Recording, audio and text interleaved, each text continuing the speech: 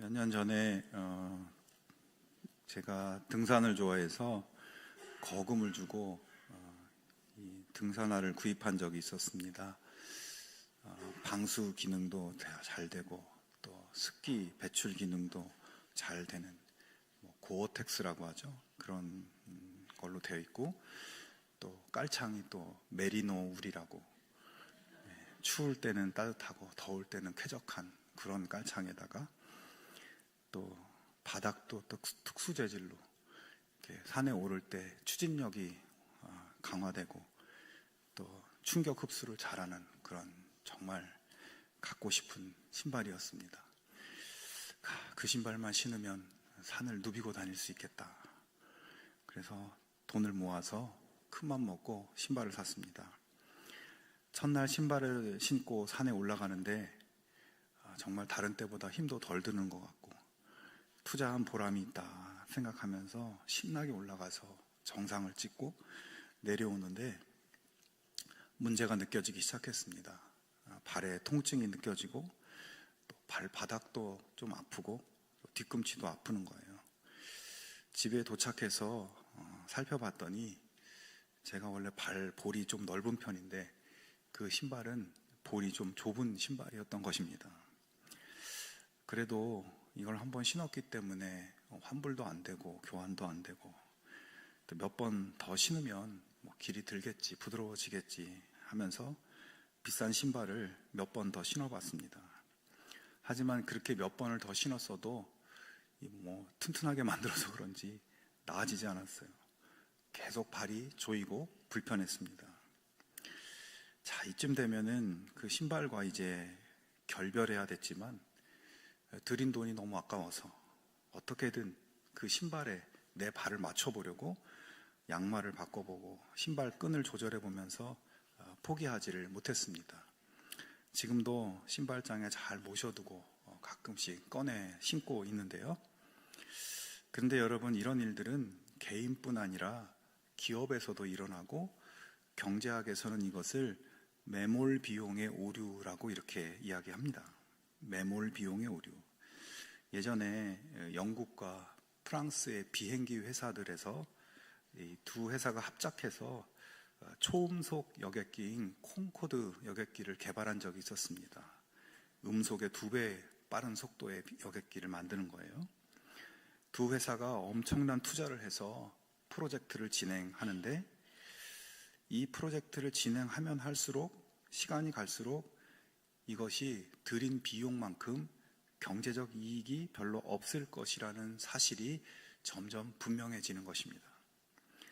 하지만 두 회사들은 이미 투자한 막대한 자금이 아까워서 이 프로젝트를 중간에 그만두지를 못하고 그래서 결국 콩코드를 출시를 했습니다. 콩코드가 출시되긴 했지만 이것은 몇 년 못 가서 폐기되고 말았습니다. 여러분, 우리가 신앙생활 하면서도 이런 매몰 비용의 오류가 있습니다. 우리가 하나님 나라 백성이지만 이 땅에서 살고 있기 때문에 세상의 삶의 방식이나 세상의 가치들을 절연하고 살 수는 없습니다. 그러나 그런 세상의 삶의 방식 중에서 우리가 타협하지 말아야 할 것들, 명백하게 영적으로 무익한 것들이 있습니다. 하지만 그동안 그렇게 해왔고 사람들도 다 그렇게 하고 있고 그래도 뭔가 유익이 있을 것 같아서 그것을 끊지 못하는 경우가 있습니다. 여러분, 2025년을 마무리하면서 영적으로 신앙적으로 유익이 되지 않는 그런 내 삶의 모습이나 언행이나 습관이 있다면 그것을 끊어낼 수 있는 결단으로 미련을 두지 않는 그런 우리들이 될 수 있기를 바랍니다. 오늘 본문 말씀은 이스라엘 백성들이 바벨론 포로에서 2차로 귀환한 이후에 벌어진 사건입니다. 에스라가 이스라엘 백성들을 이끌고 예루살렘에 도착했을 때 굉장히 큰 충격을 받았습니다. 페르시아에 있을 때 말로만 듣던 예루살렘의 상황을 직접 와서 보니까 너무 심각했던 것이죠. 오늘 9장 1절과 2절에서 그 당시의 모습을 설명해 주죠. 이스라엘 백성과 제사장들과 레위 사람들이 이 땅 백성들에게서 떠나지 아니하고 가나안 사람들과 헷 사람들과 브리스 사람들과 여부스 사람들과 암몬 사람들과 모압 사람들과 애굽 사람들과 아모리 사람들의 가증한 일을 행하여 그들의 딸을 맞이하여 아내와 며느리로 삼아 거룩한 자손이 그 지방 사람들과 서로 섞이게 하는데 방백들과 고관들이 이 죄에 더욱 으뜸이 되었다. 자, 포로에서 귀환한 이스라엘 백성들이 그 땅의 이방 족속들, 오늘 이 목록만 봐도 엄청 많은 이방 족속들과 결혼해서 그들과 서로 섞여서 그들이 섬기는 우상을 들여오고 섬기는 죄악이 만연하고 있었고, 더 충격적인 것은 그 일을 방백들과 고관들이 앞장서서 그렇게 했다는 것입니다. 사실 성경의 역사를 보면 이스라엘 백성들이 이방 민족과 결혼하는 일이 아예 없지는 않았습니다. 여호수아 때 가나안 족속이었던 라합이라는 여자는 유다 지파 살몬과 결혼하였고, 또 사사시대 때 모압 족속의 룻이라는 여자도 역시 유다 지파 보아스와 결혼하였습니다. 라합과 룻은 모두 이방 민족이었지만 이스라엘 백성들을 만나서 하나님을 믿게 되었고, 이스라엘 남자랑 결혼해서 하나님 백성으로 살면서 다윗의 조상이 되고 그들의 후대에 예수님께서 태어나십니다. 그러나 또 한편으로 솔로몬 왕 같은 사람은 이집트 바로의 딸과 결혼하였고, 그 외에도 수많은 이방 여인들을 아내로 삼았는데, 라합이나 룻처럼 솔로몬으로 인해서 그들이 하나님을 믿게 되었다면 좋았겠지만, 거꾸로 그 이방 여인들이 솔로몬의 마음을 돌이켜 다른 신들과 우상을 섬기게 만들었습니다. 자, 그러니까 이런 성경의 역사들을 볼 때 이스라엘 백성들이 단순히 이방 민족과 결혼하고 말고 이런 문제가 아니라, 그들과 결혼하더라도 믿음의 영향력을 끼칠 수 있는가 없는가, 오히려 그들의 나쁜 영향을 받고 있는가 그렇지 않은가, 이것이 중요한 문제라는 것이죠. 자, 그런데 지금 에스라가 목격하고 있는 장면은 어떻습니까? 페르시아에서 돌아온 이스라엘 백성들이 그 땅에 정착하면서 이방 민족과 결혼해서 그들이 하나님을 믿고 섬기도록 그들을 인도하는, 영향을 끼치는 모습이 아니라, 가장 우려했던 이방 민족과 결혼해서 그들의 우상을 들여와 섬기고 범죄하면서 자신들의 정체성과 하나님 백성으로서의 거룩성이 깨어지고 있는 모습을 보게 되는 것이죠. 뿐만 아니라 그런 일을 지도자들이 앞장서서 행하고 있는 것입니다. 자, 성도 여러분, 이런 절망적이고 심각한 상황 속에 있었던 이스라엘, 이 백성들이 어떻게 다시 회복의 역사를 시작할 수 있을까요?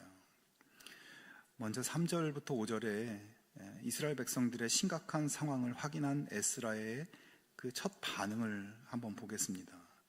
내가 이 일을 듣고 속옷과 겉옷을 찢고 머리털과 수염을 뜯으며 기가 막혀 앉으니, 이에 이스라엘의 하나님 말씀으로 말미암아 떠는 자가 사로잡혔던 이 사람들의 죄 때문에 다 내게로 모여오더라. 내가 저녁 제사 드릴 때까지 기가 막혀 앉았더니 저녁 제사를 드릴 때에 내가 근심 중에 일어나서 속옷과 겉옷을 찢은 채 무릎을 꿇고 나의 하나님 여호와를 향하여 손을 들고 라고 말씀합니다. 자, 에스라는 그런 상황을 보고, 심각한 상황을 보고 속옷과 겉옷을 찢고 머리털과 수염을 뜯으며 기가 막혀 앉아 있었다 말씀합니다. 이 말씀에서 특별히 기가 막혀 앉아 있었다는 말이 반복되어서 나와요. 해가 질 무렵 저녁에 드리는 번제 예배 때까지 온종일 옷을 찢은 채 머리털을 뜯으며 기가 막혀 앉아 있었다. 여러분, 이 장면에서 에스라의 고뇌가 느껴지십니까? 지금 에스라는 어찌할 줄 모르는 두려움과 근심에 사로잡혀 있습니다. 이 심각한 상황을 어떻게 할 것인가? 바벨론 포로에서 풀려나서 민족의 역사를 다시 시작할 수 있도록 하나님께서 기회를 주셨는데, 이 절호의 기회를 이 사람들은 어떻게 이렇게 허무하게 날려버린단 말인가? 이 모습을 보시는 하나님의 마음은 어떠실까? 하나님께서 이 민족을 다시 무섭게 징벌하지는 않으실까? 이대로 가다간 진짜 이 민족은 끝장이 나고 말 텐데. 에스라는 기가 막힌 심정으로 주저앉아서 이스라엘의 죄를 직시하며 그 죄를 끌어안고 고뇌하고 거룩한 근심에 빠져 있는 것입니다. 근데 여러분, 에스라가 죄를 끌어안고 두려워하며 고통스러워하는 모습은 그냥 개인적으로 야 이거 큰일 났다 하면서 걱정하는 그런 것이 아니라 이스라엘 백성들이 진정으로 죄를 깨닫고 뉘우치는 회개의 출발점이 되는 중요한 장면입니다. 에스라가 기가 막힌 심정으로 주저앉아서 울면서 야 우리의 이 심각한 죄를 어떻게 할 것인가, 자신들의 죄를 무겁게 인식하고 깊이 성찰하는 이 거룩하고 진지한 근심이 없었다면 진정한 회복의 역사는 시작할 수 없었던 것입니다. 사도 바울이 고린도 후서 7장 10절에 이런 말씀을 합니다.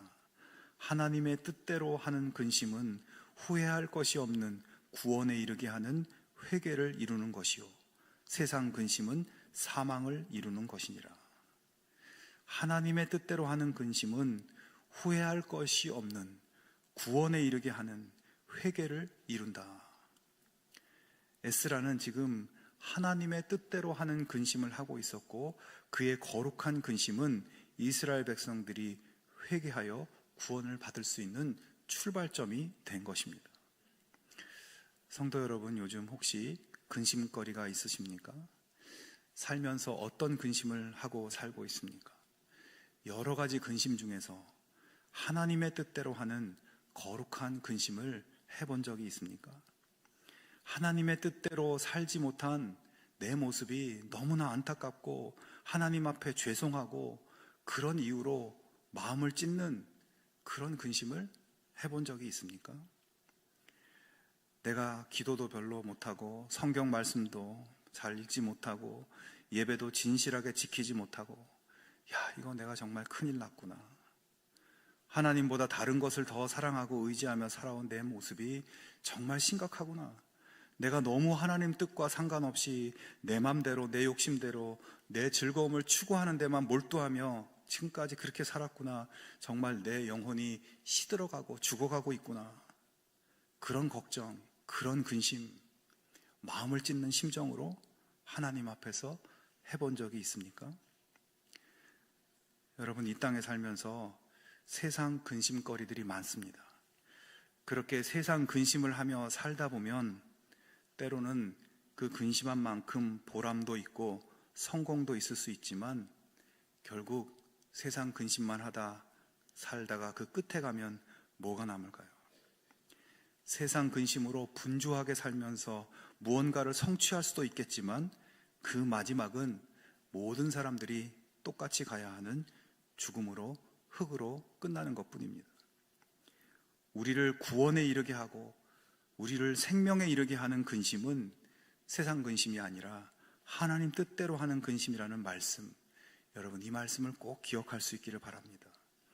그리고 여러분, 우리가 이 땅에서 사는 세상의 삶이 형통하고 무언가를 성취하고 바라는 일이 이루어지고 그런 것들도 세상 근심으로 가능한 것이 아니라 하나님의 뜻대로 하는 근심에서 세상의 성취도 가능하게 될 수 있다는 것을 기억할 수 있기를 바랍니다. 여러분을 힘들게 하는 모든 문제들, 세상의 근심거리들, 하나님 앞에서는 아무것도 아닌 것들이죠. 그런 것들을 내가 끌어안고 세상의 방식으로 세상 사람처럼 근심하지 않기 바랍니다. 그런 것들을 하나님께 맡겨드리고 우리는 내가 하나님 뜻대로 살았는가? 하나님 앞에서 나의 죄된 모습은 무엇인가? 하나님 뜻대로 살지 못하도록 막는 내 안에 숨은 동기와 이유는 무엇인가? 그걸 어떻게 처리할 수 있을까? 이런 거룩한 근심으로 나아갈 수 있기 바랍니다. 여러분, 이런 근심으로 하나님께 가까이 나아간다면 우리 삶이 어떻게 되겠습니까? 하나님께서 우리의 모든 문제와 근심을 위해 일하시고 우리 삶은 새로워지고 하나님의 축복으로 충만하게 될 것입니다. 여러분, 이제 보름 정도 남은 2025년, 오늘 집에 돌아가서 잠들기 전까지 한 해를 돌아보며 에스라처럼 엎드려서 하나님이 기뻐하시는 거룩한 근심의 시간을 가져보기 바랍니다. 옷을 찢는 심정으로 마음을 찢고 진지하게 신앙적으로, 영적으로 부족했던 자신의 모습을 깊이 성찰해 보기 바랍니다. 그래서 하나님이 주시는 삶의 새로운 변화와 회복의 축복을 누리실 수 있게 되기를 주님의 이름으로 축원합니다. 자, 하루 종일 기가 막힌 심정으로 근심하며 주저앉아 있던 에스라는 저녁 번제 예배가 되었을 때 신실한 하나님 백성들과 함께 무릎을 꿇고 엎드려 통곡하며 죄를 자복하는 기도를 드렸습니다. 그 장면이 10장 1절을 보면 에스라가 하나님의 성전 앞에 엎드려 울면서 기도하며 죄를 자백하자 이스라엘 사람도 남자, 여자, 어린아이 할 것 없이 많은 무리가 에스라 주변에 모여서 큰 소리로 슬피 울었다. 자, 에스라의 회개 기도는 성전에 모여온 모든 이스라엘 백성들, 노인부터 어린이들에게 이르기까지 그들의 마음이 흔들렸고 그들 모두가 에스라의 회개 기도를 뼈저리게 동감하면서 함께 울면서 통곡하며 기도했습니다. 자, 그런데 여러분, 여기서 그들의 울음과 눈물은 어떤 분위기에 휩쓸려서 감상적으로 흘리는 그런 것이 아니었습니다. 모인 사람들이 분위기와 감정에 이끌려 눈물 몇 방울 흘리는 것이 아니라 진정으로 자신들의 죄를 직면하고 괴로움으로 통회하고 통곡하는 그런 눈물이었어요. 왜 그렇게 단정할 수 있는가 하면 그들이 통회 자복하며 회개하는 기도 이후에 이어지는 그들의 결단과 행동들 때문입니다. 이스라엘 백성들이 에스라와 함께 통곡하면서 회개의 기도를 드린 후 백성의 대표 중 한 사람이 일어나서 이렇게 선언을 하죠. 우리가 우리 하나님께 범죄하여 이 땅 이방 여자를 맞이하여 아내로 삼았으나 이스라엘에게 아직도 소망이 있나니 곧 내 주의 교훈을 따르며 우리 하나님의 가르침을 따라 이 모든 아내와 그들의 소생을 다 내보내기로 우리 하나님과 언약을 세우고 율법대로 행할 것이라. 이는 당신이 주장할 일이니 일어나소서. 우리가 도우리니 힘써 행하소서 하니라. 자, 그들이 하나님께 범죄해서 이방 민족의 여자를 아내로 삼았는데 그 모든 아내와 그들에게서 낳은 자식들까지 다 내보내겠다고 선언하는 장면입니다. 에스라는 그들의 그 이야기를 듣고 결단을 듣고 음식도 물도 마시지 않는 금식 기도를 한 후 모든 백성들을 모이게 해서 명령을 내립니다. 너희가 범죄하여 이방 여자를 아내로 삼아 이스라엘의 죄를 더하게 하였으니 이제 너희 조상들의 하나님 앞에서 죄를 자복하고 그의 뜻대로 행하여 그 지방 사람들과 이방 여인을 끊어버리라. 그러자 백성들이 대답합니다. 당신의 말씀대로 우리가 마땅히 행할 것이니라. 자, 이후 본격적으로 아내로 맞이했던 이방 여인을 떠나보내는 작업을 시작합니다. 먼저 조사 작업에 착수합니다. 에스라는 각 가문마다 한 사람씩 대표자를 뽑게 해서 이방 여인과 결혼한 사람들이 누구인지 조사하는 책임을 맡깁니다. 그리고 이방 여자와 결혼한 사람들은 마을의 원로들과 재판장들과 함께 그 대표자에게 찾아가서 이야기하도록, 말하자면 자진신고를 하도록 한 거예요. 그렇게 조사를 시작한 것이 10월 1일이었고 조사를 모두 마친 날은 새해 1월 1일이었습니다. 무려 석 달 동안 조사 작업을 하고 이후 실제로 이방 여인들과 그 소생들을 끊어버렸습니다. 자, 그런데 여러분, 사실 이스라엘 백성들이 아내로 맞았던 이방 여인을 끊어내 보낸다는 것은 그렇게 말처럼 쉬운 일이 아닙니다. 여러분, 아무리 이방 여인이지만 그들은 지금까지 가정을 이루고 함께 살아온 사람들이에요. 이스라엘 백성들이 처음에 포로에서 돌아와서 그 땅에 안정적으로 정착하기 위해서 이방 민족과 교류하고 좋은 관계를 유지하기 위한 현실적인 이유 때문에 이방 민족의 여자랑 결혼했습니다. 그러나 함께 가정을 이루어 살면서 어떻게 되었을까요? 그들이 현실적인 이유 때문에 결혼하긴 했지만 같이 살면서 정이 들고 관계가 깊어지고 사랑이 깊어지지 않았겠습니까? 이방 여인이라고 해서 무슨 외계인이나 괴물이 아니고 인격과 감정을 가진 존재이기에 필연적으로 한 식구, 한 가정으로서의 끈끈함이 형성되었습니다. 자, 그런 상황에서 어느 날 갑자기 어제까지 함께 한 집에서 살아온 아내를 하루아침에 끊어서 보내버리는 거 결코 쉬운 일이 아닙니다. 그리고 또 한 가지, 이방 여인의 아내를 내보낼 뿐만 아니라 그들에게서 태어난 아이들까지 내보낸다는 거예요. 여러분, 지금껏 사랑하며 살아온 아내를 내보내는 것도 쉽지 않은 일이지만 그와의 사이에서 태어난 어린 자녀들까지 보낸다는 것은 받아들이기가 너무 힘든 일이었습니다.